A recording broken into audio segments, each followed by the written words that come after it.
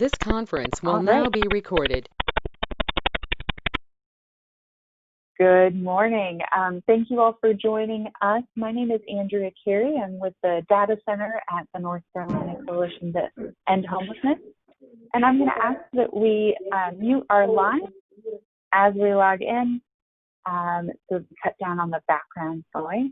You all have control of your speakers. We're a manageable group today, I think. So you can mute or unmute yourself if you're on the phone by using *6, and also use the computer there.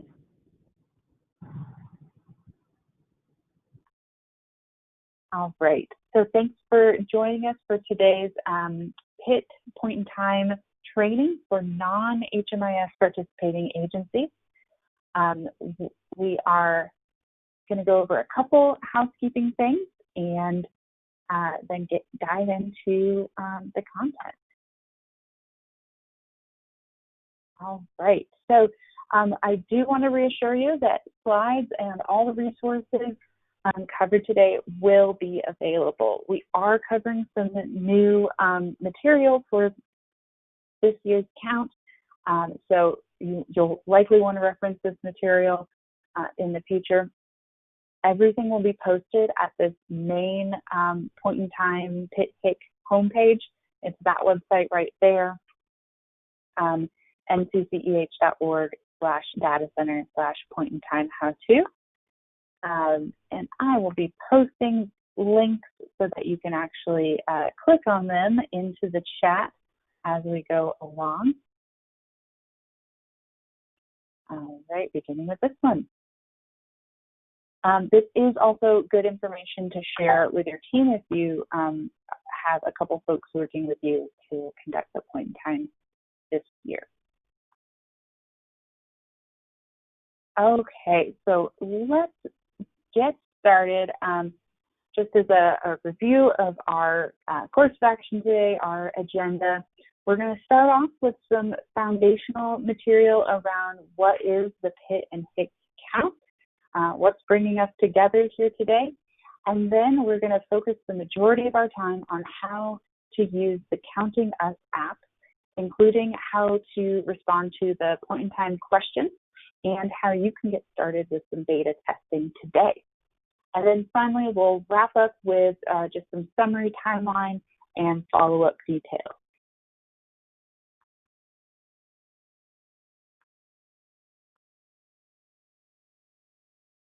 Okay, so let's start off with introducing the PIT-HIC.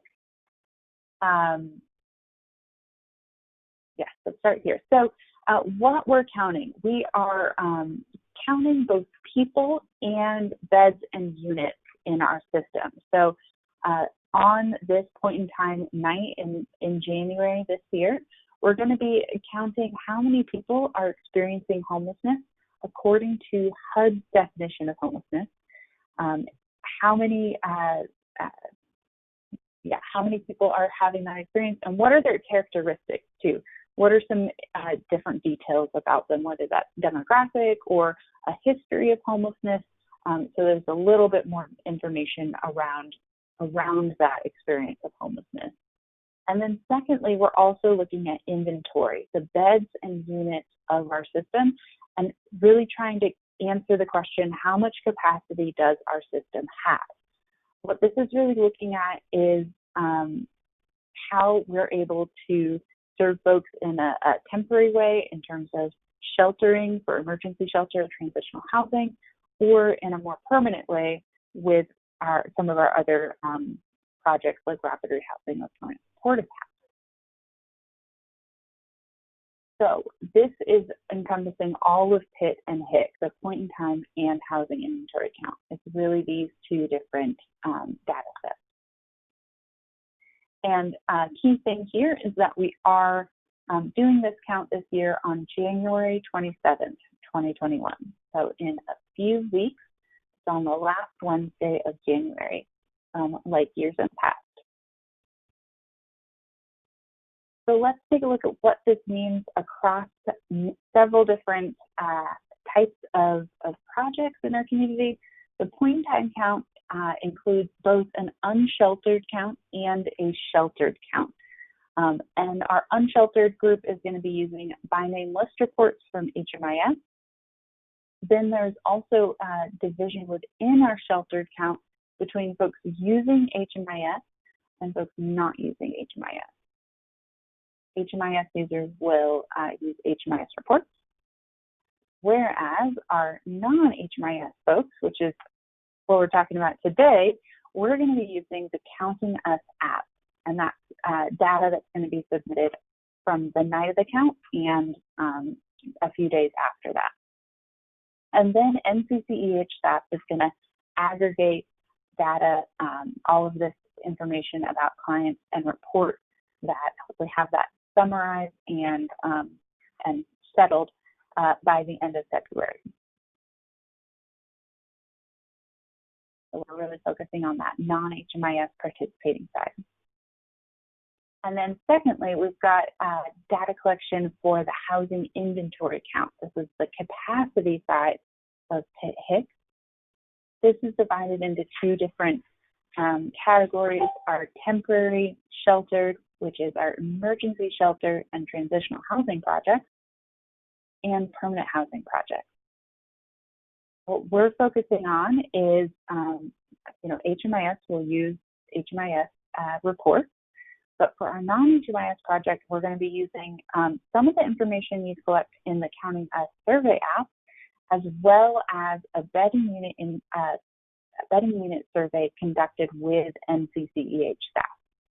So this part is a kind of two-part process where we'll be reaching out directly to you and scheduling a time to talk and do a bed and unit inventory survey. And this part of the conversation that we'll have is really looking at program details as opposed to personal client details. This is looking for the number of beds or spots, the number of rooms, some information about any federal funding, and looking at dedicated beds for certain populations. So this is also where we'll ask about when beds are available. Are they available all year or just sometimes? And what we found is that's more of a natural conversation than just a strict form, because we're working with some weird HUD definitions. So we'd like to schedule that as an interview with you. All right, so I do want to say we mentioned some of the other data collection around unsheltered or HMIS participating projects, and there are some other sources of information about that. For unsheltered count, you can go to your regional PIT lead for the local information on how that process is working. And for HMIS, you can reach out directly to the data center with this email. But let's continue today's training really focusing in on the sheltered count for projects that are not participating in HMIS. And I also want to note that we have a very similar training tomorrow for victim service providers or DV agencies. And if you are a DV agency, you might want to consider waiting till tomorrow's training to just to have a space to talk through unique concerns and questions for victim service providers. Today's training is really going to focus on those non-victim service provider projects and how we're going to count. Content will be very similar between those 2 days, but you're welcome to stick around for sure. All right, so let's continue with our sheltered count. So looking at just a summary of the steps to a non-HMIS sheltered point in time and housing inventory account, we've got just a few steps laid out here. So we're going to begin the count by just becoming familiar with the resources, practicing with the Counting Us app. We also want to make sure that before PIT night, you confirm your NCCEH staff contact. Every agency has a point person in NCCEH to answer questions and give you support. Next, on the actual night of the PIT or in the next couple days after, you'll conduct those PIT surveys of clients with that client level information with the Counting Us app. And then after that, you want to make sure that you've submitted all surveys. So especially if you're if there's more than one person conducting those surveys at your agency, just make sure that you know when everyone's been checked off. And then confirm that all surveys have been submitted with your NCCEH staff contact. We won't know if the right total number of clients is 3 or 5 or 35. So it's really helpful for you to reach out and email that to your contact. And then once that's complete, you'll be able to review PIT data and participate in that HIC survey with your NCCEH staff contact. So after the client information is submitted, you'll schedule that time with your contact to go through the program details of those bed and unit parts of the inventory. And then lastly, respond to any follow-up questions. So we know that sometimes things change, or sometimes there's a confusion with a high definition or something. Sometimes there's just questions that we have that we know HUD will ask. So we ask that you'll respond to any follow-up questions after this. And the key thing here to remember is that this can be really easy and efficient with lots of communication. So what we're trying to do this year is really make sure that you know your point of contact at NCCEH. You have one person to go to for questions, for updates, anything that you need, and make sure that we have a good plan moving forward even before PIT night, so that we are wrapped up and all done by the end of February.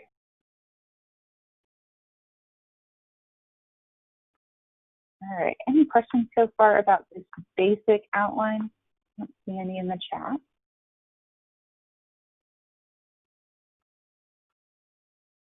You can click *6 to unmute yourself. Okay, let's dive into the actual app itself, into this this method of getting our surveys in. So we did want to outline just a couple of the reasons why we are using the Counting Us app. We used it for the first time for the balance of state last year, and had used a different app the previous year, but this time around we think this is the right app for us.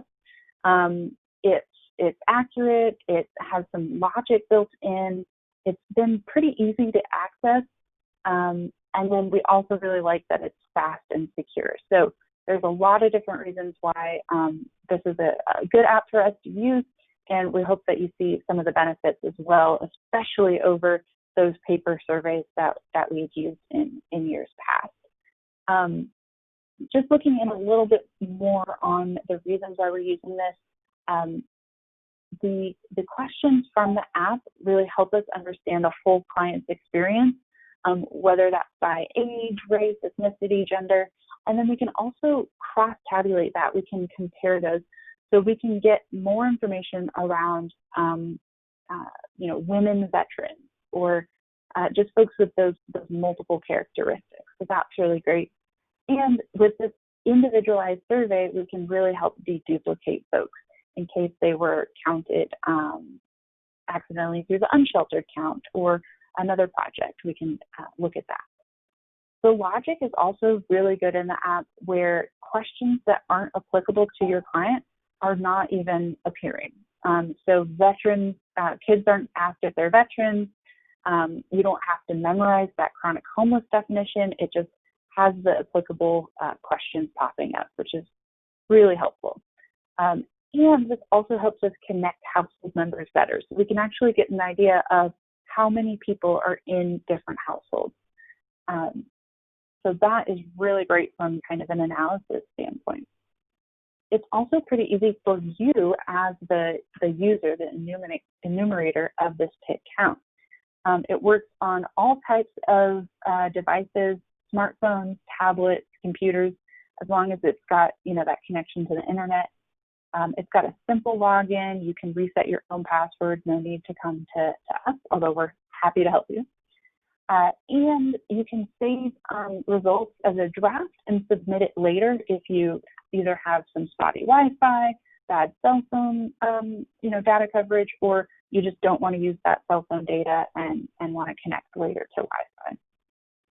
And then it's really fast. We're hoping to tighten up the timeline this year with the second go around, and secure. It's got standard, high-level standard encryption, and the back end of the data, all of this data is only available on an individual level to our COC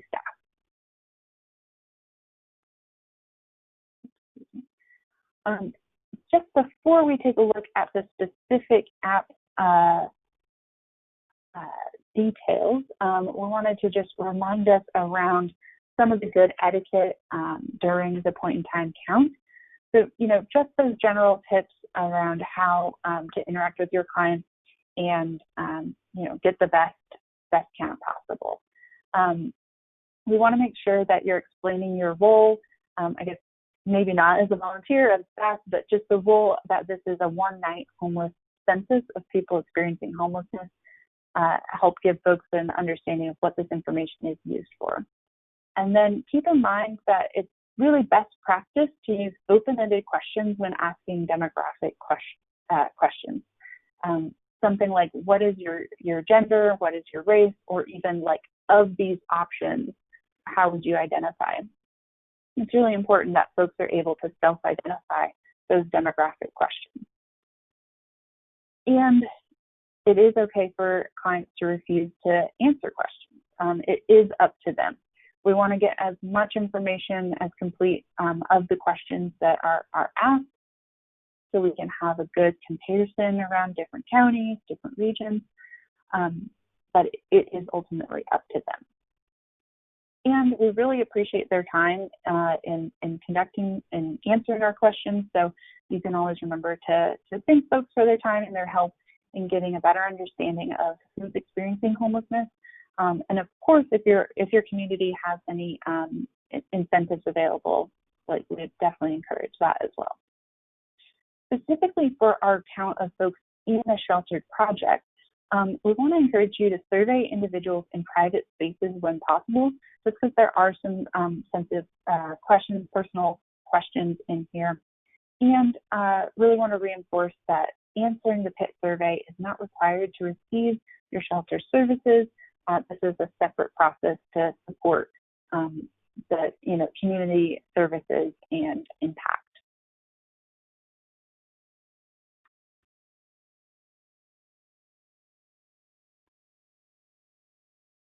All right, so let's go into the app, and you will have access to the app for testing by the end of this.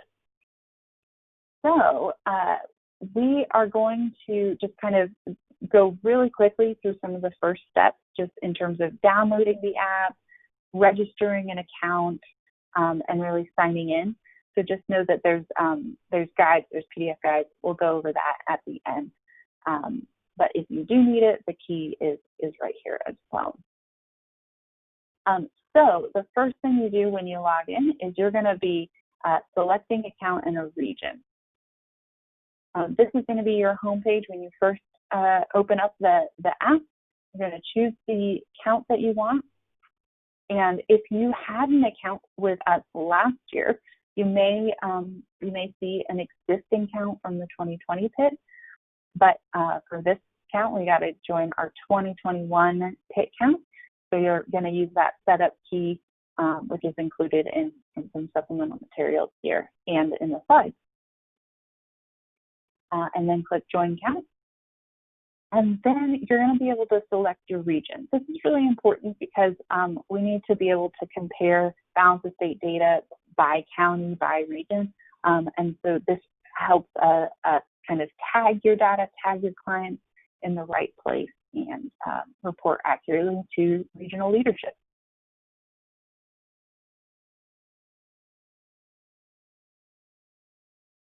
Okay, once you do that, the first time you log in, you're ready to actually submit a sheltered survey. So when you're in the app, you're going to click Get Started and then select the Sheltered Homeless Survey 2021. This is the only survey you're going to be using for this year. When you select that, you're able to say whether you're conducting the survey on an individual or a household. And we're going to do individual today for this first example. All right, so once you get in to past the individual selection, it's going to ask you to select a project. So we are preloading all of your projects and agencies into the app so you can select the right project. You could also narrow down the results by selecting a project type, whether that's emergency shelter or transitional housing. I suspect that it'll be easier just to go directly to organization and select your agency first. So when you click on that, you're going to get a drop down, and this is where we have all of your agencies preloaded. We'll just use test organization for this example, but if you don't see your agency,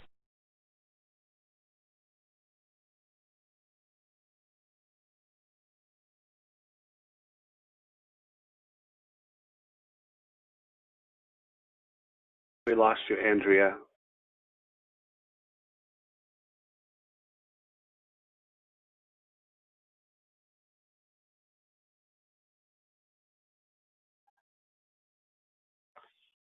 Hold on, folks. Let's see if Andrea can get us back or get back connected. It may take her a minute to call in.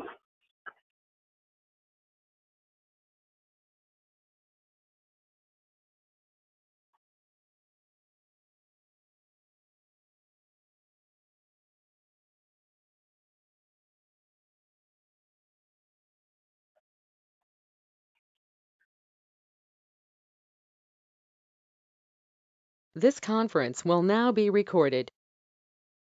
okay, I think I'm back. Hopefully you can hear me. I apologize about that. Phone just cut right off. So let's continue and go through our survey. So what we've done now is just selected our organization or agency, and then you'll get a smaller list under the project question that's preloaded again with your specific project. So if you have multiple shelters or a shelter in a transitional housing project, that'll all be there, and you can select the right one. And then click Next Step. The next part of the survey is about location. You can use either your device's location, so where you are in the moment, or you can add an address or intersection. And you can also navigate the map to identify the right location. What we're really concerned with is the county specifically. So it's okay if you're not quite at the right end of the block there. So this is what you might see when you just first look at the location question. It'll pull up your location, and you can either move the map around here, move that anchor, or select Enter Address. So if you wanted to use your location, you can select that address there, and you can also enter an address specifically. If you select Enter an Address, you'll have a new page pull up where you can see street, city, and state. And you can actually search just by the city, say, and submit that, and then it'll pull it up on your map. So ultimately, you will see that map and be able to select the right location there. I've got a question in the chat that I saw about new agencies. You can make sure to that you've been contacted by NCCEH staff, or you can contact us during this training and make sure you are on the list, and we will update that in the app. All right, so after the location, we have a question that is about screening for previous interviews. What we want to make sure is that we're not double counting folks. Now, if someone is sleeping in your project, right, in a shelter, that's not very likely that they'll be double counted. But this is a standard screen for all of the apps. So we're going to show you how to answer that appropriately. If someone has already taken the survey, you can just thank them and go to the next person. All right, so your the screening question, it says, have you already been interviewed today for the point in time count? And it's just a yes or no response there. And if you select yes, they have already been interviewed, then this note comes up that says, thank you for your time. We only need one survey per person. And you can actually, there's some directions here to the surveyor. Click back in the top left corner. So you can see that button there in the left corner. And if you click that, it'll just ask if you're sure you want to lose this information. Do you want to go back? And you can say yes, because we don't actually need that submission of the positive screen there. So if someone has already been screened, just click yes or click back and then click yes, and continue on with the next survey. Now you may see that this survey is, most of our clients are going to not have been interviewed already, and so they're going to respond no. You're going to click no. What happens automatically when you click no is you get this list of personal information. It starts the full survey and asks about name, gender, age, all those demographics. So that will automatically pop up, and you can just continue with the survey and enter in all of the information as applicable. Now, initials are especially important to help us with deduplication. It's okay, though, if someone refuses to give their name. That's not going to break the survey. But that full name does really help us with deduplication and just double checking that everything is in order. And then you will continue with your demographics. So the first demographic question is gender. Again, you want to leave that open-ended, let folks self-identify their gender identity. The next question is about age, and you can select the age range that a client falls into.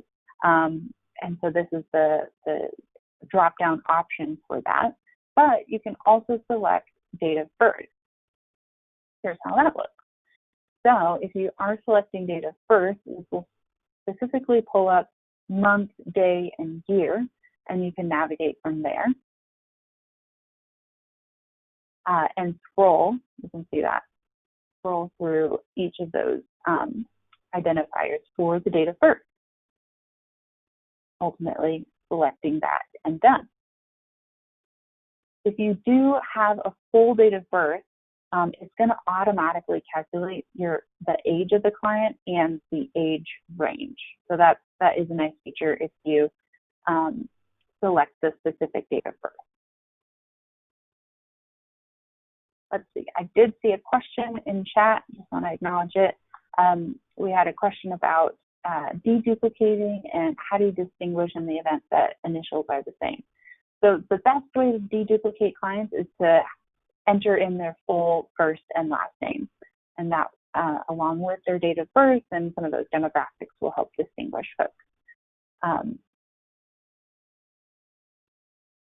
Yeah. All right, so after we've got age, we go into race and ethnicity, those identities. Race is set up as a checkbox question so that you can check multiple identities if someone identifies that. Oh, sorry, that's their age. All right, so for race, you can select multiple options. And these are the only 5 options that HUD has: white, American Indian, Native Hawaiian, Asian, or Black. And so just if someone needs prompting, you can say, well, these are the options available here. Of course, if they don't know or refuse, they can also do that. Next up, we've got the Are you Hispanic or Latino? Again, this is an important part of the identity and the demographics of the client. And this is a separate question from the racial identity question. So you do really want to distinguish that. Both are important to get a full picture of the client's experience. And then we've got homeless history. So you can see these questions here. This is about trying to figure out if they're chronically homeless, but it also gives us insight on the client's experience of homelessness outside of this one night in the year. So these are important questions and mostly drop down unless it's the number of months is a numeral. So you would type that in. All right. Moving forward, we now have some questions around disabling conditions. And what you'll do here is select the specific type of condition. For substance abuse, there's a specific subcategory there. But you can also see that there are other questions around the different HUD types of disabling conditions: developmental disabilities, mental health disabilities, etc. So you can just go through those questions and select whatever is applicable for the client. And if you do select a disabling condition, there's going to be this follow-up question that just confirms if the client's experience matches HUD's definition of a disabling condition. And this question is this a long-term disability that impairs your ability to hold a job or live independently? What we're trying to get at here is, does this impact housing stability? So you can select that checkbox, whether or not it does meet that condition for a client, and continue to the next disabling condition option.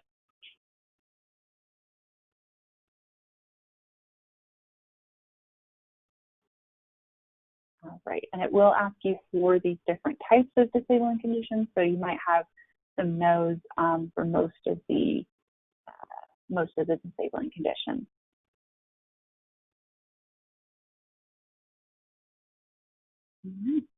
After that, we've got the veteran question. Are you a veteran? That would only appear if a client is 18 or older. And some final notes that you can use if you want to describe something in particular with the survey. Just know that there isn't like an alert for us around this note, so it's not automatically kind of sent to us as an urgent question. So if you do have a specific question about how to answer something, you might want to reach out directly to your contact. After that, you submit. It'll show you a little pending sign there for submitting survey to the site. And voila, it is successfully submitted. You'll get this page that confirms that your survey has been submitted. And once it's submitted, this confirmation here, that means it's been sent to us at the NCCH. So it's totally saved. And you can click OK to continue to the next survey. Now there are a couple other optional questions that are going to appear at the bottom of your survey. Just wanted to highlight that these are optional, and it's distinguished by this header a few additional questions. So we really want to encourage you to encourage clients to respond to all of those previous questions. They're there because of HUD requirements. HUD is asking us for that information.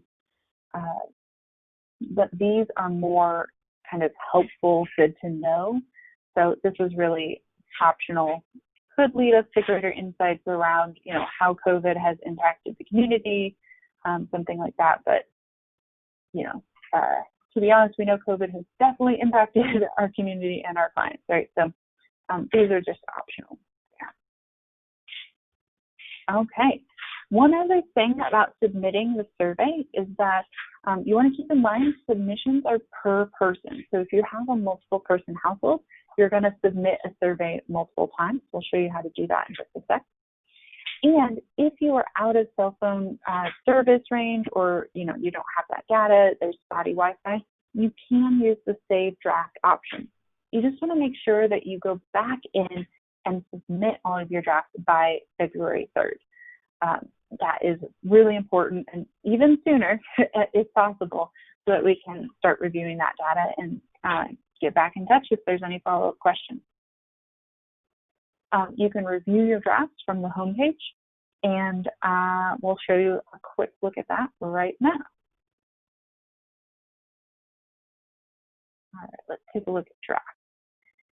So what we see here is at the bottom of your screen when you're logged in, you'll be able to see a little menu there, and one of those options is draft.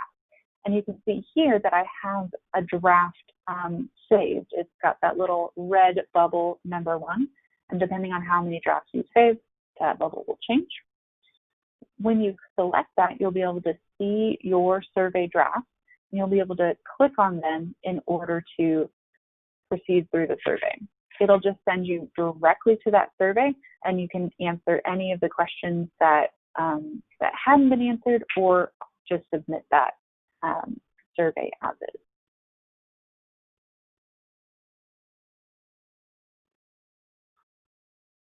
All right, let's do one last walkthrough here of how to screen for a household, because it just looks a little bit different than the individual survey. So you'll always start by clicking the sheltered survey activity. Just make sure that you're selecting that. And then when you have this pop-up for individual or household, you're going to select household instead. From here, you need to be able to identify the number of people in this household. And for this example, we'll enter 3. And then it'll move you directly into the location section and ask for you to confirm that location again.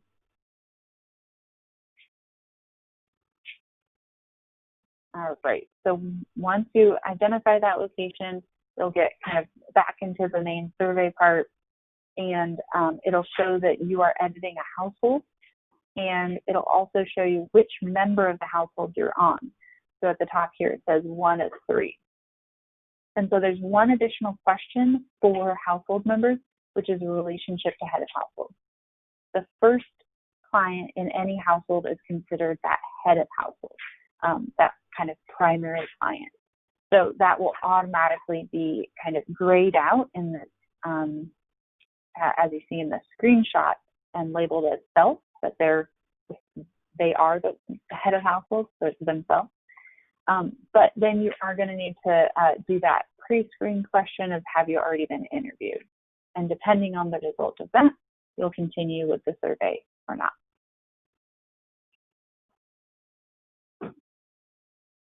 And you can just continue on with that survey as needed.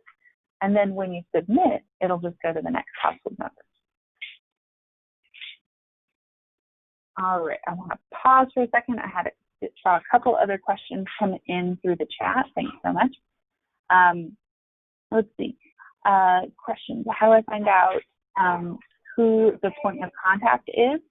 Excellent question. We will, this is a great way to find that out. We'll look it up and get back to you and confirm that ASAP. And then secondly, about locations and questions around selecting the exact location. That's understandable for, I think it looks like your victim service provider. Again, we have that victim service provider specific training tomorrow, but the gist of it is that location could be, you can substitute like the local DSS address just to make sure that it's in the county, because we really need to make sure that our totals for clients are accurate on the county level. So for those victim service providers, you can substitute the DSS address.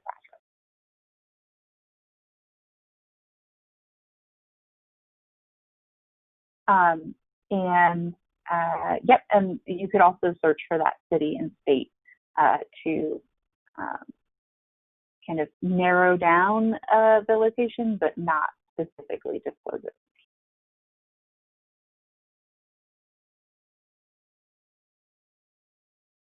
All right, and then I think that one other question was just about when to do those households, and that's just when there's multiple people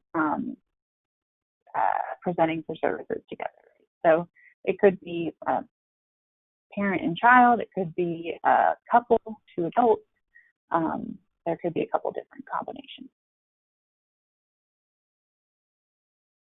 All right, I'd like to pause for a second and just see if there's any other questions. If you want to unmute yourself on the phone, you can click *6.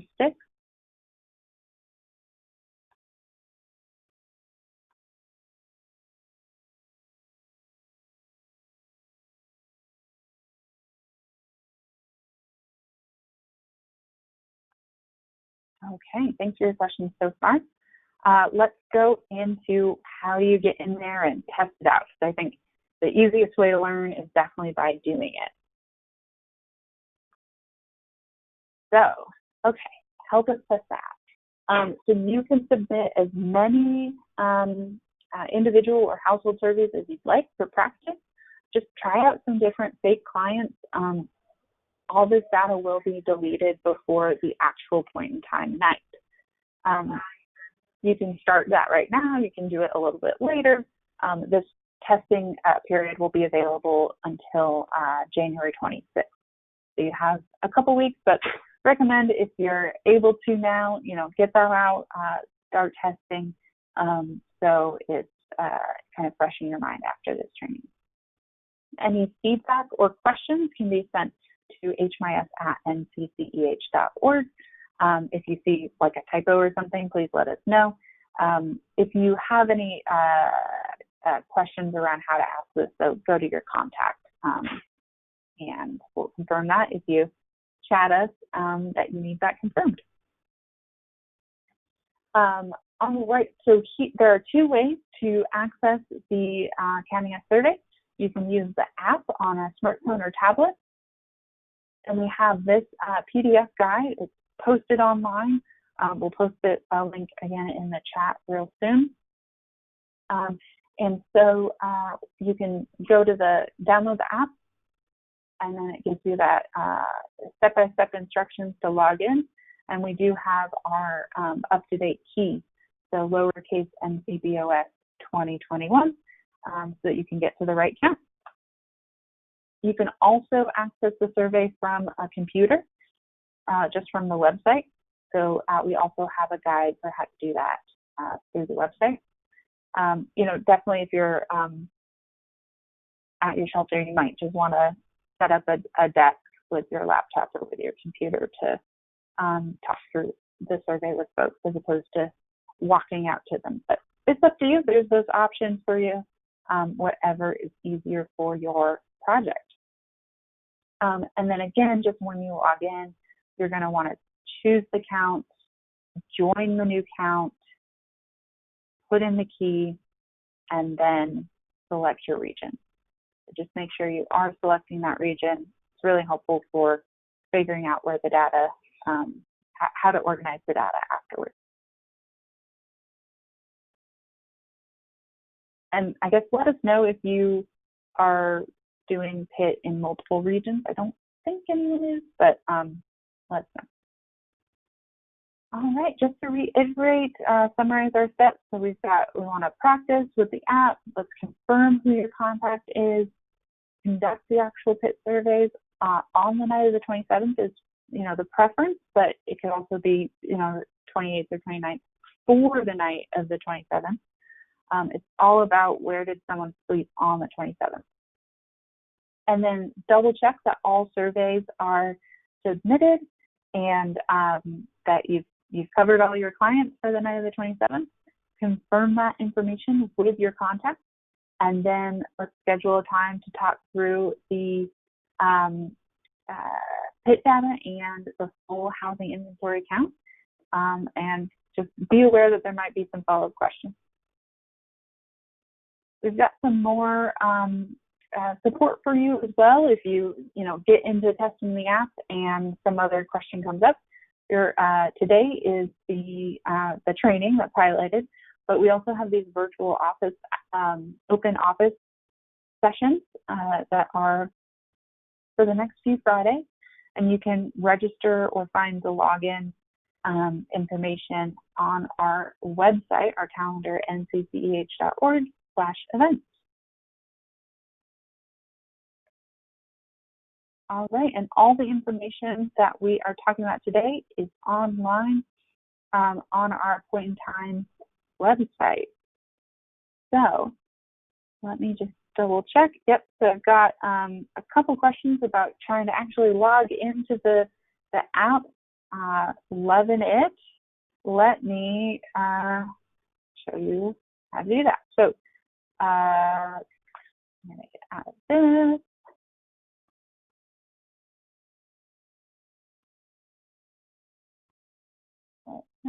Going over here. Aha, okay. So on our main page for Point in Time, again, I'll post this link here. This is the page you want to bookmark for all information around Point in Time and housing inventory count this year. So this is what it looks like at the top. All right, so, and then what you'll do is select balance of state.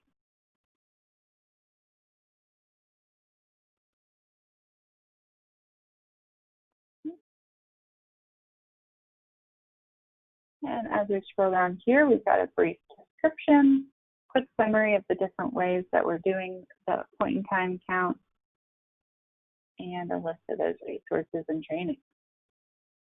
What you want to do is find your role. And so what you all are identifying as today is this agency is not participating in HMIS, any project type. And here I'm going to post the recording, the presentation slides. Just wanted to get through the training first. And this is also where you'll find the login instructions that we showed you. So I'm going to just copy this real quick. App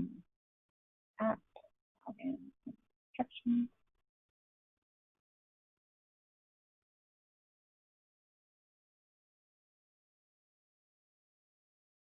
Great, and then I'll also pop in the website for us. So that is now in chat, so you can actually click on that. And then you'll see there's a separate section here for our victim service providers, just because we have a special time to talk through any questions for them tomorrow.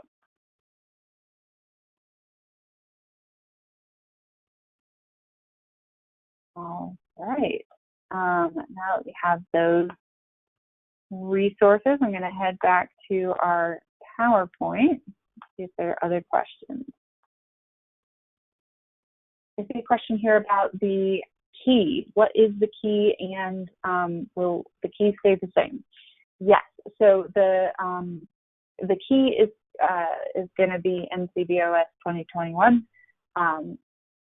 for the testing period, and then it'll be the same for the actual notice of hit. At a certain point, after on the 3rd or after the 3rd, we're going to lock down the app, and so the key will change then, just for specific troubleshooting options. But until the 3rd, you have that same key. Good question. Are there questions from folks? If you want to unmute yourself, you can use *6.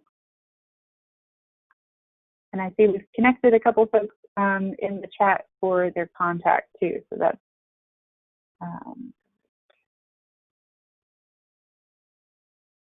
let me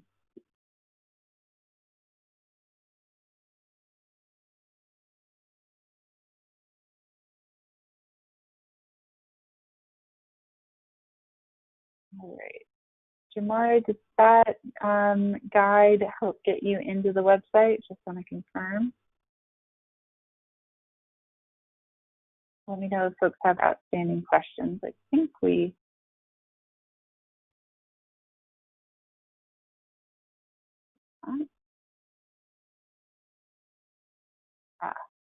and let's see. If you want to know who your staff person is, let me know what your agency and project name is, and that region is particularly helpful.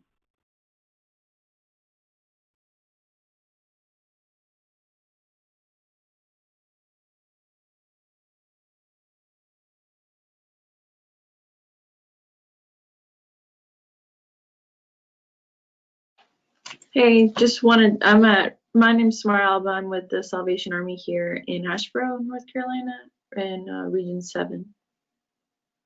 Oh, awesome. Okay. Great. Let's see. I wonder, in Asheboro, you said? Yes. I think that, I'm not sure if we have that assigned out yet. So I might have to get back to you about who is your contact. Yeah, I was fiddling with some of it and I couldn't see it, but that's fine. That's okay. Yeah, no, and it's really just like we've divvied up folks so that we can have a better support system for folks this year. So it's solid turtle there. But we'll reach out to you. Awesome. Okay. And email you right after this with your contact. Oh, great. All right. Any other questions?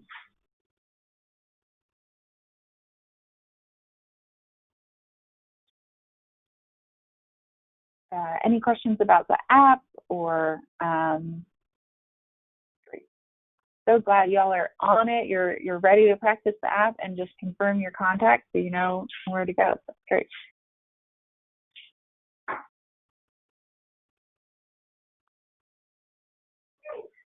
It is, just to give you a little warning, it's a little difficult for me to look that up with the website. I've got some colleagues here that are trying to chat, but we may need to get back to you via email after the training. So don't worry if we don't have your response in chat. We're gonna email folks, and you should be able to register your email. You should have saved that by logging in. Thanks so much, Ruth.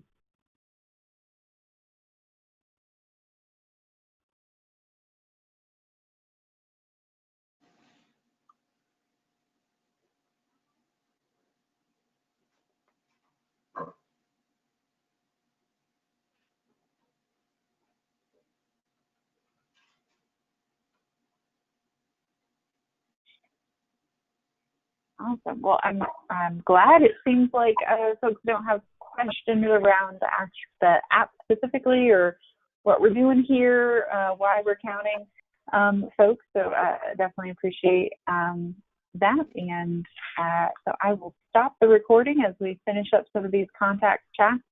But thank you again for joining us today.